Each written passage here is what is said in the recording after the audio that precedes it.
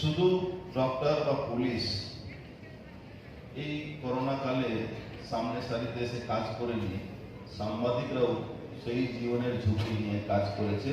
এটা কিন্তু আমরা ভুললে চলবে, এরাও করেছে। এখানে একদিকে পুলিশরা আছে, অনেক মানুষ এখানে তাদের ওই একটা জায়গা যেখানে আজকে পুলিশ পার্সোনালরা অনেক চেষ্টা করেছে, আমি বলবো না যে তারা চেষ্টা করি, কিন্তু পুরো এলাকার হিরোইনটাই ওখান থেকে সাপ্লাই হয়। কিন্তু এই সিপি আসার পরে যে বর্তমান সিপি আছে ওই জায়গাটাকে প্রায় নির্মূল করে দিয়েছেন। অপরাধীরা ওখান থেকে বা পালিয়ে গেছে বা যারা ছিল ওই যারা হিরোইন ফিরোইন খেত তারা কিন্তু আজকে ওই স্কুলে পড়তে যাচ্ছে।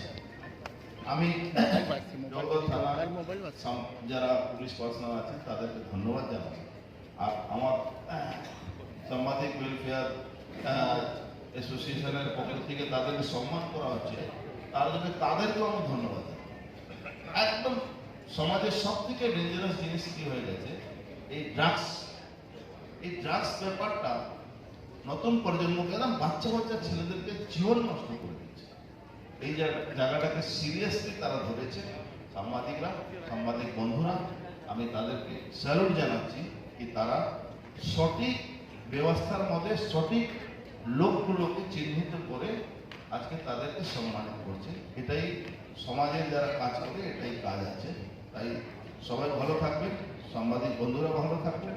প্রত্যেক বছর আপনারা এই প্রোগ্রাম করেন, আপনাদেরকে আমি সাধুবাদ জানাচ্ছি। সমাজের এমন এমন ব্যক্তিকে সামনে তুলে নিয়ে আসেন, হয়তো তারা অনেক পিছিয়ে আছে, তাদের কেউ চিনেও না। আজকে আমাদের বিএন বসে হসপিটালে যারা সবাই কর্মচারী আছে তারা সামনের সারিতে এসে কাজ করেছে, সবাইকে আজকে দেখা। আমি ধন্যবাদ জানাচ্ছি। ধন্যবাদ, ভালো থাকুন।